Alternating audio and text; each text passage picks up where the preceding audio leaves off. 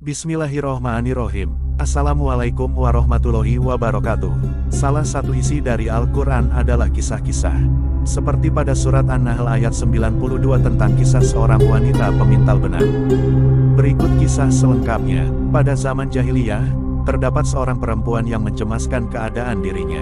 Rita, begitu nama sang wanita, ia telah menunggu jodoh bertahun-tahun lamanya. Harapannya, seorang laki-laki akan datang untuk meminangnya. Ayahnya, Umar Al-Mahsum, sudah berupaya maksimal untuk menemukan seorang lelaki yang bersedia menikah dengan putrinya itu. Akan tetapi, tidak ada seorang pemuda pun yang datang ke rumah untuk melamar. Sementara itu, istri Umar juga sama cemasnya. Suatu hari, ibunda Rita itu menemui semua ahli nujum di Makkah. Akhirnya, tibalah ia di kediaman seorang dukun yang terkenal, ampuh dalam meramal. Maka lelaki tua ahli nujum itu dibujuk agar bersedia membaca masa depan putrinya.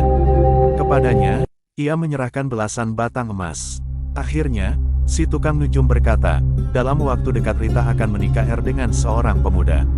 Si calon suami disebutnya akan datang pada malam bulan purnama. Kabar itu tentu menggembirakan seisi rumah. Namun, purnama demi purnama datang dan pergi. Si pria yang dijanjikan kedatangannya oleh si peramal tidak kunjung datang. Keluarga itu pun kembali dirundung kesedihan. Beberapa tahun berlalu sejak itu. Rita kian menua, sementara kedua orang tuanya telah meninggal. Ia pun menjadi sangat kesepian.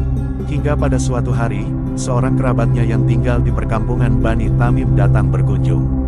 Sanak familinya itu tidak datang sendiri, tetapi bersama dengan seorang pria muda yang bernama Sukar. Beberapa hari kemudian, Sukar datang lagi dengan maksud untuk melamar Rita. Betapa senangnya hati perempuan itu. Dengan segera, dirinya menyambangi Ka'bah untuk bersimpuh di kaki berhala-berhala. Tak lupa, beberapa ekor unta disembelih di hadapan benda mati itu sebagai bentuk rasa syukur. Pernikahan berlangsung meriah. Rita pun mulai menjalani hidup sebagai istri. Namun, ia kemudian kehilangan rasa bahagia. Sebab, kasih sayang yang ditunjukkan sang suami kepadanya kian pupus. Bahkan, beberapa kali pasangannya itu menyatakan rasa bosan. Suatu hari, Sukar berkata bahwa dirinya ingin pergi ke Syam untuk berniaga. Lelaki itu lantas meminta sejumlah uang dalam jumlah yang banyak kepada Rita. Katanya, dana itu akan dipakai untuk mempersiapkan kafilah dagang. Sukar berjanji akan kembali ke Makkah dalam waktu 2 bulan. Tanpa curiga sedikit pun, Rita menyanggupi keinginan suaminya itu.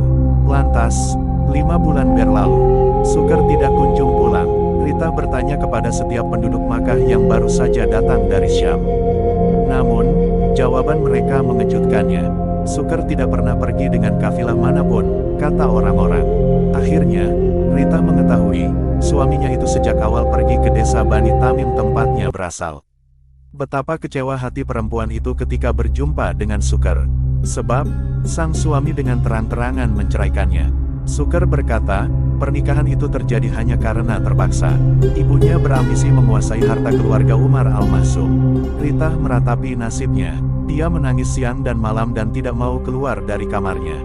Suatu hari, tangannya meraih alat pemintal yang biasa digunakan oleh ibunya untuk memintal sutera.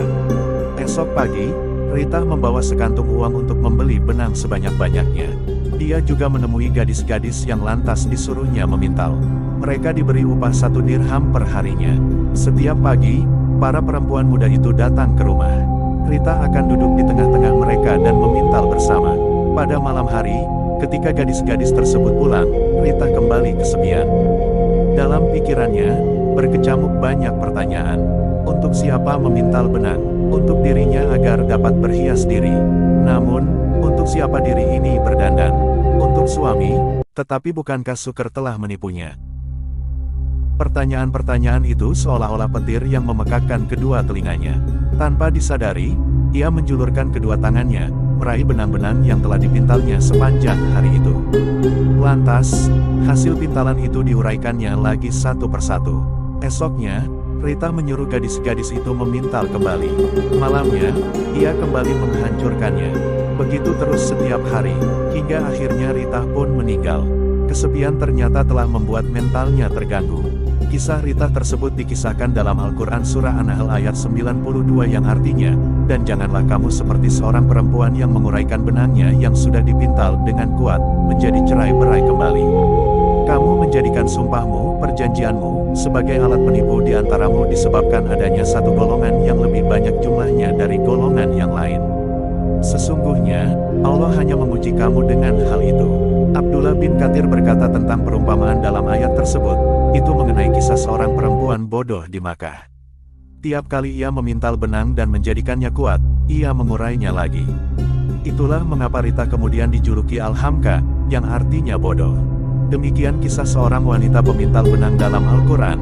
Semoga kita bisa mengambil hikmah dan pelajaran dari kisah tersebut. Wassalamualaikum warahmatullahi wabarakatuh.